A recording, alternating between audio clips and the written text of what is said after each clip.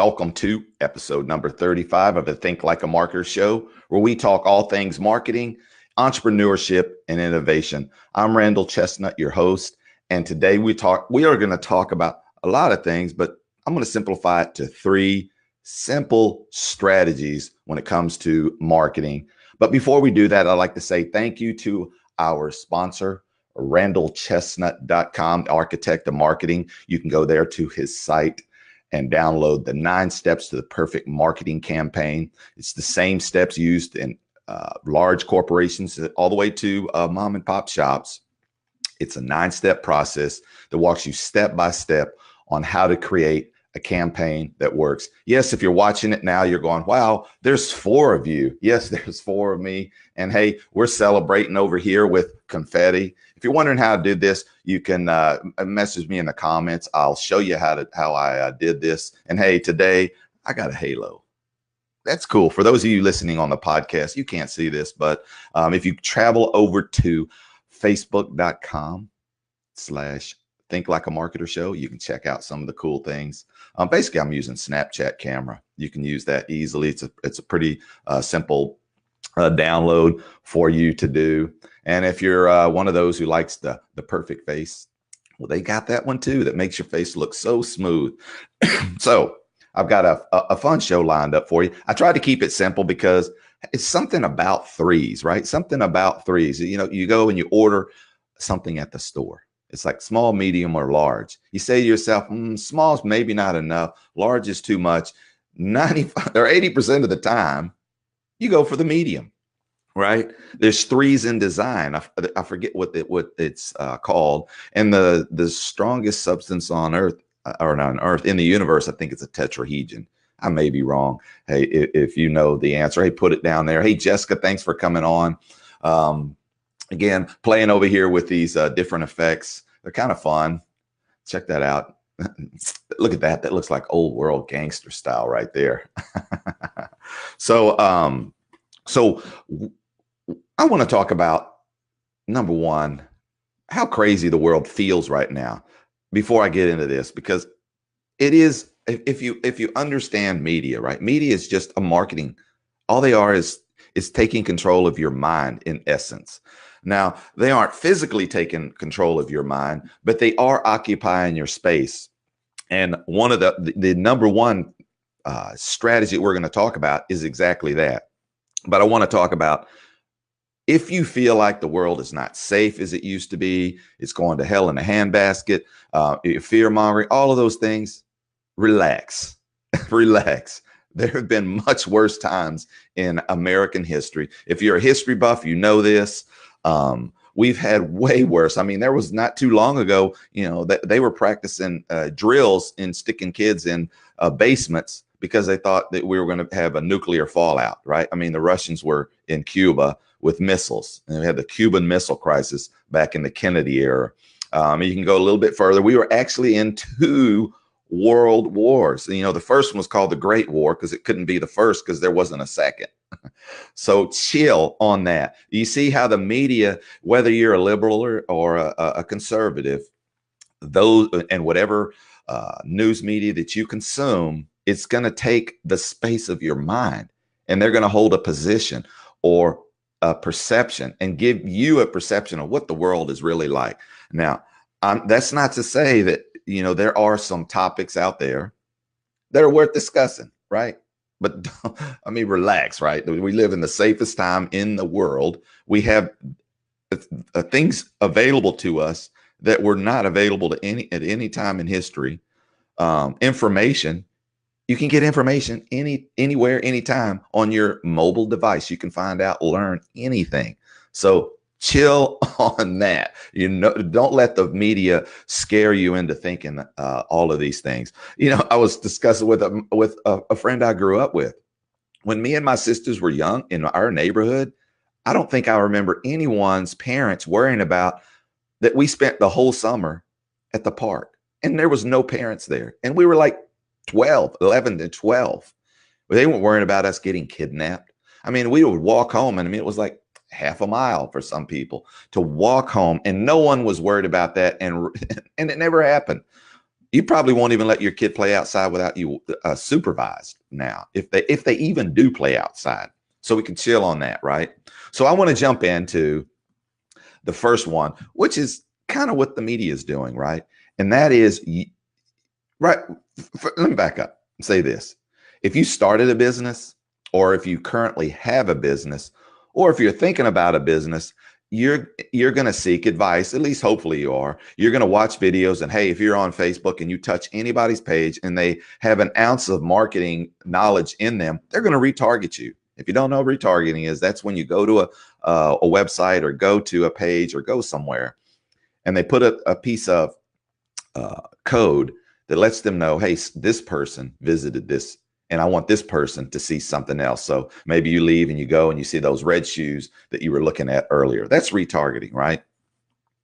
So you're probably in your news feed, Instagram, Facebook, and YouTube. Before you watch that video, you got Alex Becker saying, hey, give me 30 seconds and I'll show you how this ugly college student made $400,000 selling this Wolf mug.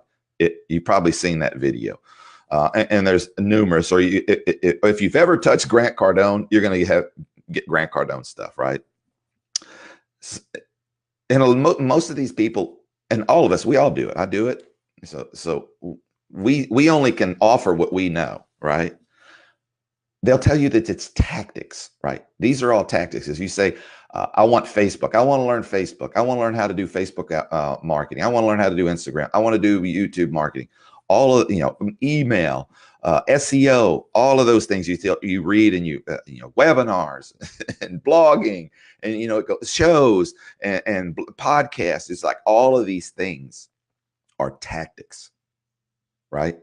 Would you ever try to build a house without a blueprint and just say, I'm going to build a house?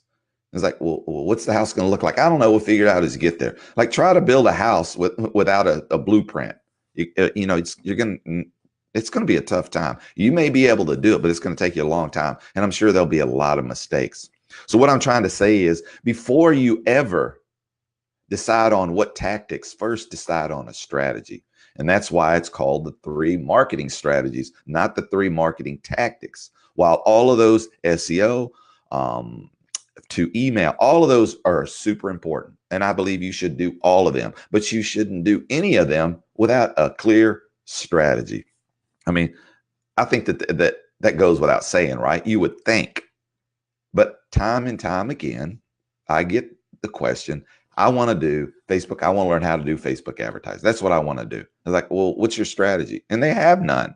Hey, if you're on here and you have any questions, feel free to post them. I'd be happy to answer them. If you're listening on the podcast, you can go to Facebook and go to Think Like a Marketer Show, click on it, and certainly put the comments in there. I always check the comments and answer them. If I don't know the answer, because I don't know everything, but I do know where to get the answers to the questions, and I'd be happy to get those to you. So the first marketing strategy that you need to understand is, you need to understand, how do you occupy and win the minds of your customers? Yes, you have to win the minds of your customers, because if you don't, someone else will. So you're like, well, what do you mean? What do you mean by that? I'll give you an example. Ladies, you'll understand this. So there's a shoe out there that has a red sole on it, right? And everyone knows what that shoe brand is when they see it. Now, I'm sure that there's a lot of fakes out there. I'm sure there's other ones out there that make them kind of red to mimic it. But those are just people trying to be a me too. And don't try to be a me too. Try to be yourself. So occupying the perception of the minds of the consumers, right? So if you think about shoes, Louis Vuitton shoes, guys, if you don't know what that is, every woman knows at least what they are, and most of them want a pair. Guys, we have other things we want, and I could talk about those things, but I'm using this one because it's the one that came to my head, and it's easiest to visualize. And the majority of the people who watch the show are females. So Louis Vuittons, right? What they did, their strategy was, how do we occupy the minds, the perception? Perception, this is important, right? So when you think about shoes, you would think logically that someone would want a pair of shoes that feel good, that are that don't wear out very quickly. The heels are super strong. They don't break. These soles, you don't slip. You think of all of those logical things, right? And while all of those things are true, those are not the most important when it comes to a shoe for a female. I'm sorry to say, that's just true. What is most important is to show other people that I have class. I belong to this group. I believe and I like this. It's like a status. Like it's much like when a guy buys a fancy car or he wears a nice suit. He's showing you that this is my style. That I reside in this class, whether they do or not. The perception that they do, they're showing everyone that I have style. Right now, those shoes, from what I hear, are not comfortable. They don't last long. The heels break fairly easily, but they have a red sole. So you occupy the minds, the perception that when someone sees another woman wearing those shoes, they go, wow, she's got taste. She's got class, right? I'm not a female. This is just what I've gathered over time from and there may be other brands that do the same thing. It's no different than when you buy a big diamond. If you watched my show last week, I talked about a diamond engagement ring, what a diamond really represents. It's the same thing. It's occupying the space of the consumer, not necessarily using the product, right? M&Ms, for example, right? What's the saying on the M&Ms? Milk chocolate, was it chocolate on the outside, or melts in your mouth but not in your hands, right? Because they knew that from other brands that when they were eating chocolate that they were melting in their hands. So it was like, hey, we'll occupy that and fix that problem. And now no one else can occupy that. Man, what is another person going to do that tries to sell the same product? Are they going to say ours doesn't either? No, that one's taken. Being a Me Too is just like being an also ran. If you know what an also ran is, if you ever gambled in horse or dog racing, there's a first, a second, a third, and then there's also ran. You don't want to bet on an also ran. Well, you can. So the first strategy is to occupy the minds, the perception of your consumer. So I made a couple of notes here. I think that when you think about perception, right? When you think about perception, when you think about what it is that you're wanting to convey. So if you're in fitness, right, that's a big one. That's like the most competitive industry that I think you can be in is health and wellness. I mean, you think about all the things that revolve around health and wellness. And I'm going to just throw this on here just to make it more fun. Health and wellness, right? If you think about health and wellness, right, what revolves around? Well, so you got eating right, nutrition. You've got, anything that's with the body mechanics, exercise, even certain types of clothing, like all of the things that revolve around having fitness. And then the mind being the most important, right? This is the one that's most overlooked, right? And sleep, if you listen to Arianna Huffington, she said that sleep is like the most important of all the three. You got sleep, eating right, and then working out, or those three things, right? And you think about, wow, I want to be a fashion or a coach, a personal trainer. I want to be, a nutritionist. I want to. You think of all of those spaces. That space is so crowded, right? So how do you position yourself in a space that is so crowded where you don't become a commodity? If you don't know what a commodity is, all a commodity is like an orange, right? Like an orange is an orange. And if it's a navel orange, it's just another orange, right? One of the examples that Russell Brunson gave, the founder of ClickFunnels, he said, like this iPhone, right? This iPhone right here. You could buy this iPhone pretty much anywhere. You could buy it at Walmart, Target, Sprint, Verizon, all those carriers, right? And then you are just going to shop based on price because it's a commodity, right? But let me kind of give you an example what I mean by not becoming a commodity in the space that you're in and occupy this phone right here. If you say this phone has the phone numbers of Tony Robbins, Jennifer Lopez, Ryan Reynolds, and all a famous movie star. When you buy my phone, that's what you get. If you, I belong to a mastermind group that I pay $100,000 a year for, and I recorded all of those, and they're on this phone, and you get that. I'm not saying that I did that. I'm just giving you Russell Brunson's example. You see how this phone now became way more valuable, and it has nothing to do with the phone, right? So if you look at who are the people who have done well in health and wellness, number one, they found a niche, a space, butts, abs, specifically working with vegans. So you have to be specific. Working with married couples. Maybe they create something for married couples. Maybe they design something for moms who recently gave birth. You kind of get the point, right? Getting it niched in, and then occupy the minds of those people. You can't occupy the minds of everybody. So it's really figuring out how do you win the minds of the audience, and the strategy of doing that is first niching down to what it is that you want to know. You may know everything about fitness, right? You may know everything. I promise you that every personal fitness trainer that has ever existed that got certified knew how to get abs, right? But if you think about the 5-minute abs person, they didn't try to figure out how to do anything other than the abs. And they made millions of dollars. And most personal trainers barely make $50,000 a year because they occupied the space. 5-minute abs. You see how simple that message is? And if you wonder, why did Donald Trump defeat the Democratic machine that had the media? Everybody was on the other side, right? I mean, let's be honest. You watch it. It's 24/7 outside of Fox. And I'm not advocating for either side. So just so you know, I do not want hate mail, because apparently if you say you like any one side, you're blasted. So that's insane to me, though. But okay. The reason is because he simplified the message. He said, make America great again. Whether it was great before or not, didn't matter. It was a simple message to digest. Can you tell me what the Democratic Party's message was? Yeah, no one else can either. I think their message was, I don't like Donald Trump, which ain't a message, right? I mean, really. Which is ironic, because they say you shouldn't hate or bully anyone, but that's exactly what they did. So it's crazy. So their message was off, right? The reason he won, because he had a very clear message. And if you can to own the mindset, hey, look, we all have a limited attention span.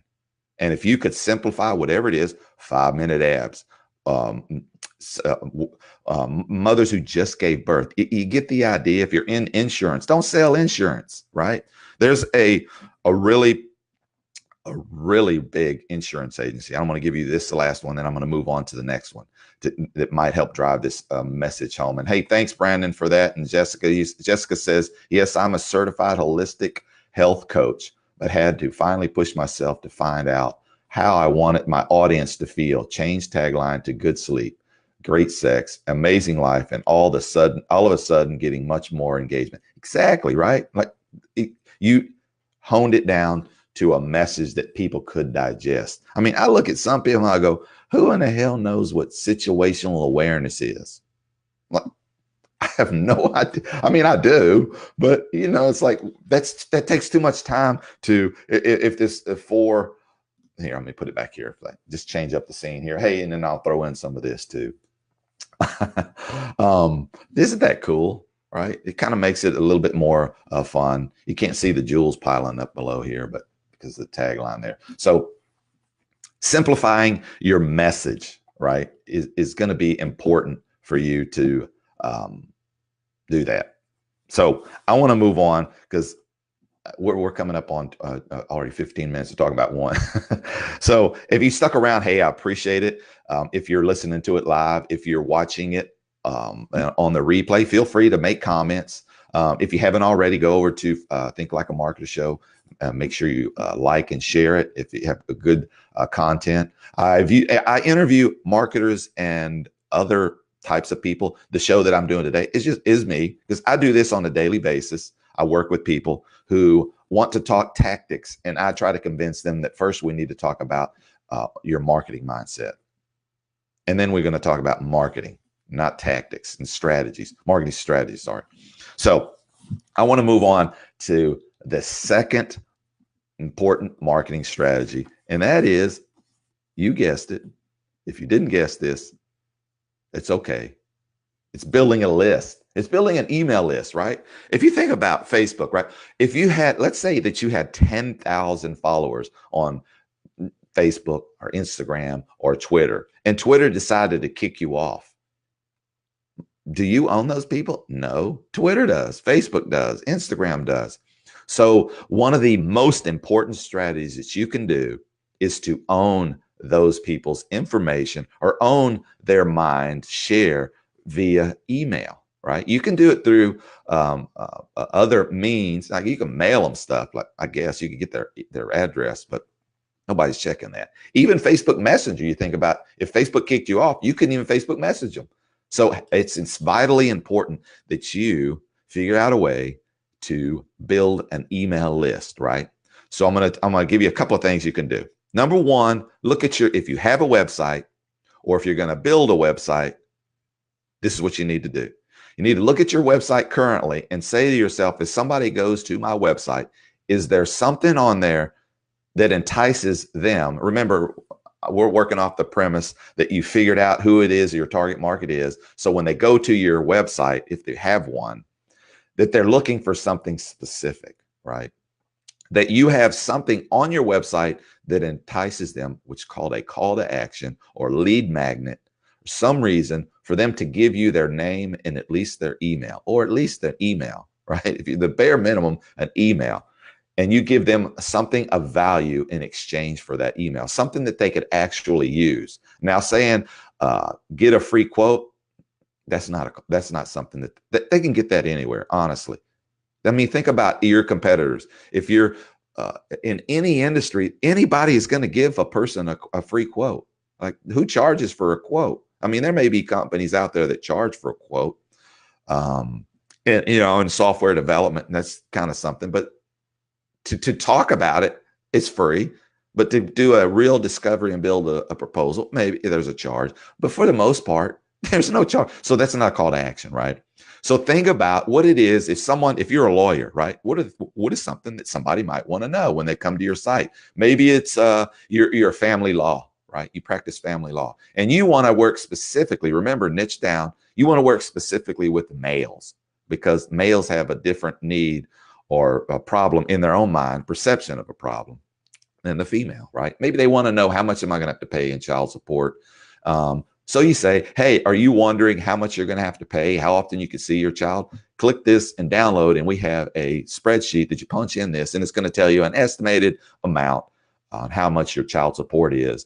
And then, whatever else you can do. Or, hey, the 5 things you need to ask every family attorney before you hire them, right? Like things that somebody could need. And now you have give them something that helps them with a problem, maybe just a little value. It could be it could be a book. It could be a video series. Just remember that whatever it is, think of yourself and say, would you read it? If it's an ebook, for example, and it's 75 pages, I can pretty much guarantee that nobody's going to read it. So keep it short and sweet, straight to the point, something of value. What can they use? Like, say, for example, Jessica, you're out there, you're working out there, good sleep and great sex, right? Maybe you send download the 3 things that you should do before you go to bed that you will get an amazing good night's sleep, and 3 things you shouldn't do, or combine them. The activities that you should do before you go to bed. And maybe you add a video to it. Maybe it's some form of stretching. Maybe it's meditation. Maybe it's both. Maybe it's not eat certain types of foods. So giving someone, when they go there and they know that that's what you do, and they have something that can be an exchange of value, and you build an email list. Because again, if you are expecting that someday that Facebook won't go away, I'm not saying it will, but who would have thought Sears would have went out of business 100 years ago? I mean, they sold houses, for God's sakes. right? But you never know. And Blockbuster never thought they would go out of. Rand McNally around hundreds of years, and who owns maps? Not Rand McNally. Google does. Google Maps. So you never know. So make sure that you own that asset, because that's a huge asset, right? So I want to give you this, and I want you to write this down if you can. Digitalmarketers.com, right? Now, digital marketers, if you haven't heard of them, they're out of Austin. So if you're in Texas and you want to support Texas companies, keep Texas great again. Great, because Texas has always been great, right? They have some great training programs. They're super cheap. I mean, some of them are like $7. And I think he wrote a book. It's called The Invisible Selling Machine. I may be wrong, but I think that's what Ryan Dice. He's the CEO over there. Go over there and get that book. And he walks you through how to build an email list. And he's one of the best in the business at doing it. He actually tells a really interesting story at the beginning of the book, how he just got so good at writing emails and that he started taking Fridays off because he was making a fairly decent living, and he loves playing golf. But he found that his buddies were working these jobs that they couldn't, come play. But he did have one buddy that did have Fridays off. And but he didn't have a pair of golf clubs.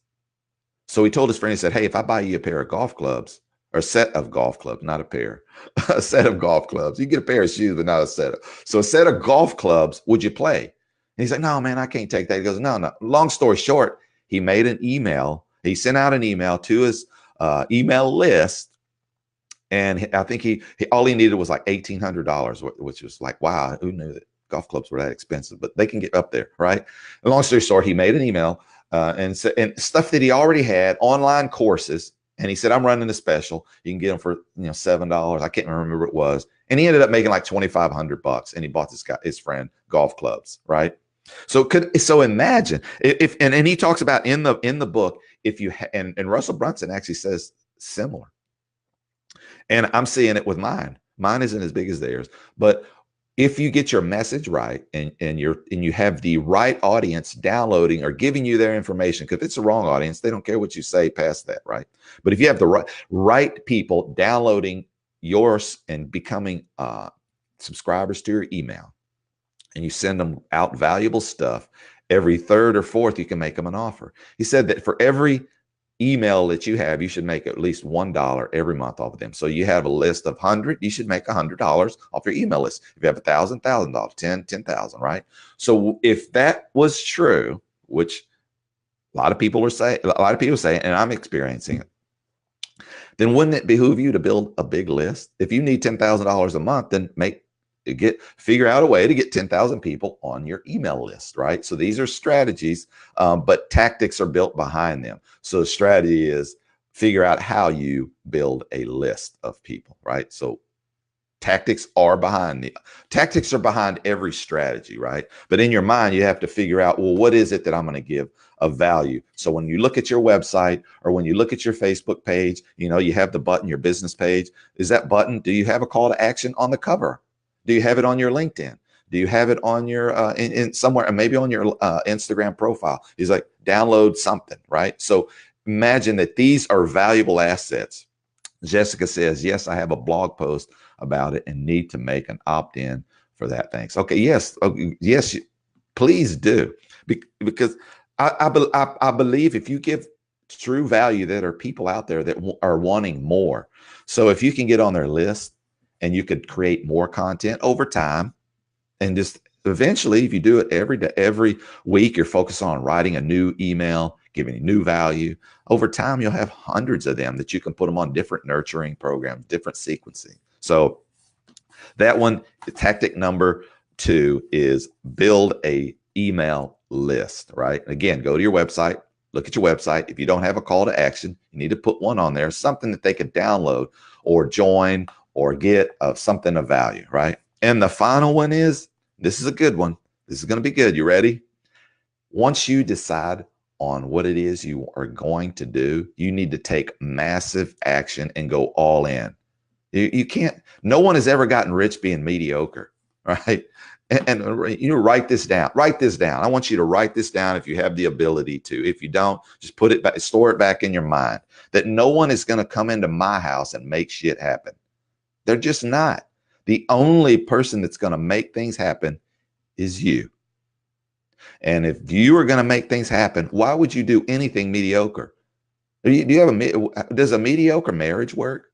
Does a mediocre job work for you? Does anything mediocre? When you do things half-assed, that's basically mediocre. So you have to take massive action once you decide. I always tell this story, but it's so good that when last year, when I think it was last year, when Denzel Washington won the NAACP Lifetime Achievement Award, he said a lot of great things, but there was two things that stood out for me. One was, he says, when you decide to start anything, you have to commit, right? You can't start anything without committing, right?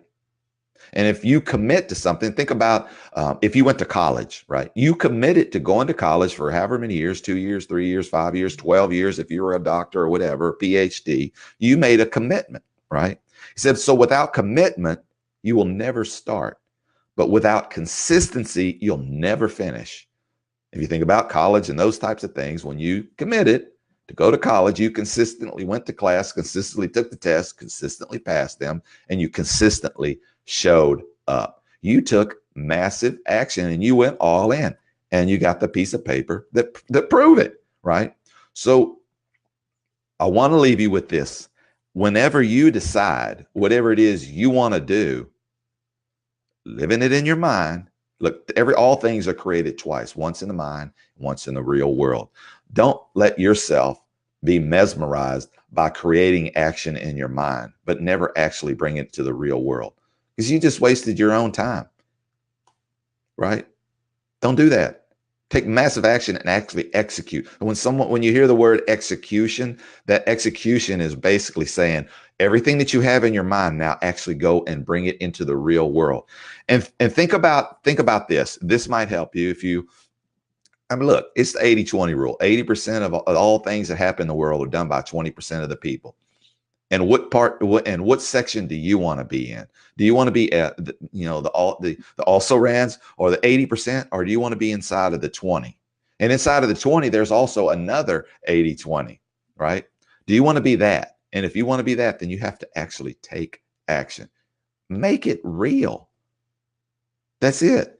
If you don't make it real, then you're wasting your own time. It's kind of like someone who knows how to read, but they never read a book, they don't know any more than they're not doing anything different than someone's illiterate, right?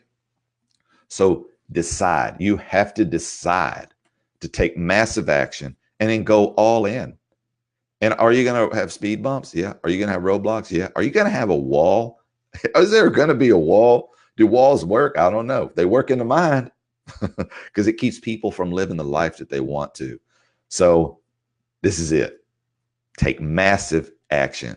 And remember, no one's coming into your house to make shit happen. You have to decide to make that happen.